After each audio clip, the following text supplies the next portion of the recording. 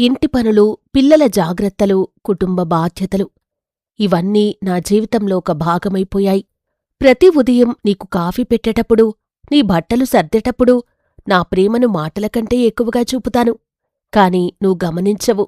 నీ మాటల్లో, నీ చూపుల్లో నేను కోరుకునే ఆ స్నేహం, ఆ మమకారం కనబడ్డం లేదు. నా మనసు నిండి ఉంది నీకోసం చేసిన త్యాగాలతో. కాని నా హృదయం ఖాళీగా ఉంది నీ మాటల కోసం. ఎప్పుడో ఒకప్పుడు నా నవ్వు నీకర్థమయ్యేది. ఇప్పుడు నా మౌనం కూడా నీకవసరం లేనట్టుంది. నేను నీకు భార్య మాత్రమేనా? లేక ఇంటిని నడిపే ఒక బాధ్యతనా? నిన్ను తప్పుబట్టడం కాదు నా ఉద్దేశం.